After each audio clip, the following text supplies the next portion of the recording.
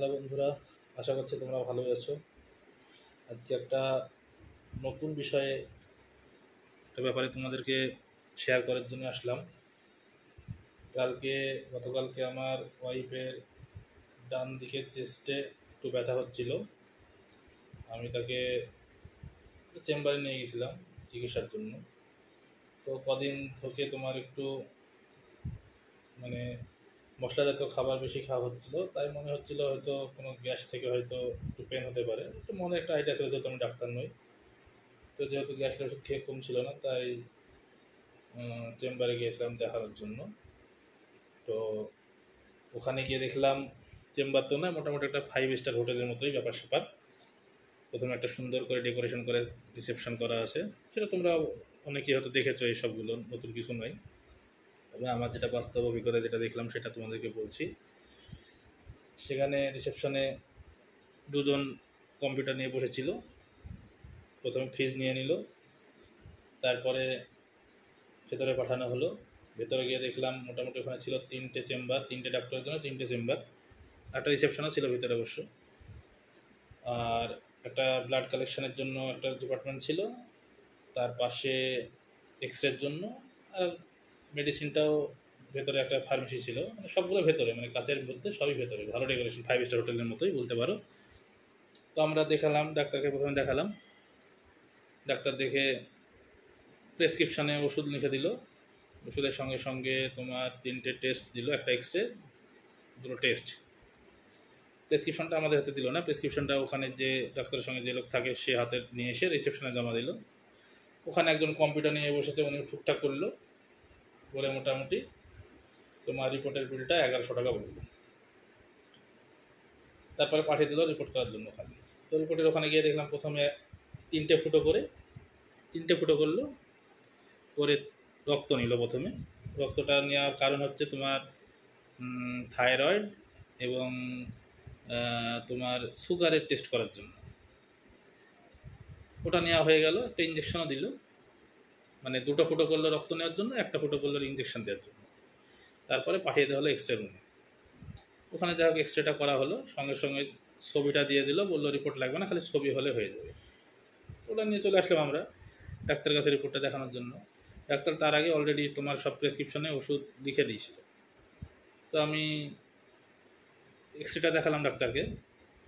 Doctor বললো কোনো problem নেই, সব ঠিক আছে, শুধুমাত্র একটু তেল জাতীয় খাবার, একটু মশলা জাতীয় খাবার একটু কম খাবে। তাই বললো। আমার মনে সেটা একটা আইডিয়া করেছিলাম, কদিন থেকে একটু মশলা জাতীয় খাবার বেশি খাওয়া হচ্ছিলো, তার হয়তো পেনটা হচ্ছিলো। তো তাহলে এই যে আমি 1100 টাকার যে রিপোর্টগুলো করলাম ওগুলো বেকারই, মানে ওটা কোনো কাজেই লাগলো না। কারণ কাজে যদি লাগতো, কারণ ডাক্তার তো তোমার যখন আমি ফার্স্ট দেখালাম তখনই ওষুধ মেডিসিন সব লিখে দিয়েছিল। যদি রিপোর্টটাই গুরুত্বপূর্ণ হতো তাহলে রিপোর্ট করার পরে মেডিসিন লিখতো, যে রিপোর্ট দেখবো তবে মেডিসিন লিখবো। কিন্তু সেটা তো ডাক্তার করেনি। ডাক্তার আগেই প্রেসক্রিপশনে সব ওষুধ লিখে দিয়েছে, রিপোর্টটা আমাদেরকে এক্সট্রা করানোর জন্য ওটা বলা হয়েছিল। ওটা কোনো কাজেই লাগেনি, দেখার পরে কোনো ওষুধ চেঞ্জও হয়নি। তাহলে যখন আগেই লেখা দিল তখন রিপোর্ট করা ফালতু কী দরকার ছিল। তো এই জিনিসটা শুধু আমার সঙ্গে নয়, আমার 19 নম্বরের সিরিয়াল ছিল, তারপরে আরও তোমার 19 জন তার আগে দেখালো, সববারে একই রিপোর্ট। সবাই হয়তো চেস্টের ব্যাপারে গেছে, হয়তো কারো পেন, কারো কোনো সমস্যা এরকম হতে পারে, একই সমস্যা হতে পারে, কিন্তু মেডিসিন সবার জন্য, মানে ট্রিটমেন্টটা সবার জন্য একটা এক্সরে, সুগার আর ব্লাড, এটা কম্পালসারি, এটা করতেই হবে। মানে এই যে 1100 টাকার এটা রিপোর্টটা সবার জন্য প্রযোজ্য, সবাইকেই করতে হচ্ছে। তো আর ওষুধ আমাকে যা লিখেছিল 2000 টাকার, মোটামুটি তোমার 2000, 1100 টাকার রিপোর্ট, আর 300 টাকা ফিজ, মোটামুটি 3500 টাকার বাজেট একটা চেস্ট পেনের জন্য। ঠিক আছে, আমি দেখে আসলাম, ওটা সমস্যা নাই। সমস্যাটা হলো আমার সঙ্গে আমি যখন দেখালাম তার মধ্যে, মানে সাধারণ মধ্যবিত্ত ঘরের লোকও অনেকে ছিল। অনেকের কাছে তো, দুটো মেয়ের কাছে দেখলাম পয়সা ছিল না, বাড়িতে 3বারে পয়সা ওরা চায়, মানে ফোন করে চাইলো কার কাছ থেকে। তো একটা মধ্যবিত্ত ঘরের লোক, এখন যেটা বাজারে যেটা মানে নিম্ন মধ্যবিত্ত ঘরের লোক যারা সাধারণ ইনকাম করে, তো 400 টাকা, তাদের সংসারে 200 টাকা খরচ আছে। তারপরে ওই 200 টাকা খরচ বাদে যদি 3500 টাকার ওষুধই লেখে, তাহলে ওটা সেভ করতে মোটামুটি 15 দিন কাজ করতে হয়। তাহলে একদম সাধারণ মধ্যবিত্ত লোকের চিকিৎসা করাটা বর্তমান সমাজে খুবই মুশকিল। বর্তমানে যা পরিস্থিতি, সেটা একটা চেম্বারে একটা রোগীর, সাধারণ ঘরের রোগীর মানে ট্রিটমেন্ট করাটা খুবই মুশকিল। আর হসপিটালে গেলে কী করবে, হসপিটালে গেলে তো তোমার চেম্বারে যেভাবে দেখে সেভাবে দেখবে না, এখানে 10 মিনিট ধরে সময় দিচ্ছে, ওখানে হয়তো শুনবে আর এক হাতে লিখে চলে যাবে, ওখানে ট্রিটমেন্ট সেরকম হবে না। তো সাধারণ ঘরের লোকের পক্ষে খুবই সমস্যা।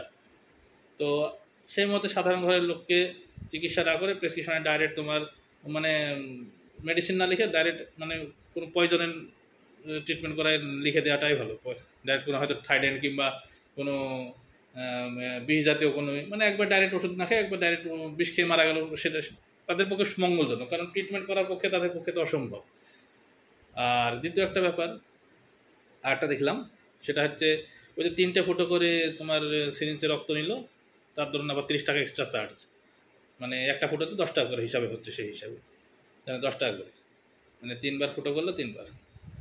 তো পরিস্থিতি যা দেখলাম, মানে আজকে তো মানে সিরিঞ্জে রক্ত নেওয়ার জন্য 30 টাকা চার্জ, তারপরে তোমার এই যে 3000 টাকার ওষুধ এক্সট্রা হাবি যাবে অনেক কিছুই, মানে মোটামুটি 4000 টাকা তোমাকে নিয়ে যেতেই হবে, না নইলে তুমি কোনো ট্রিটমেন্ট করাতে পারবে না।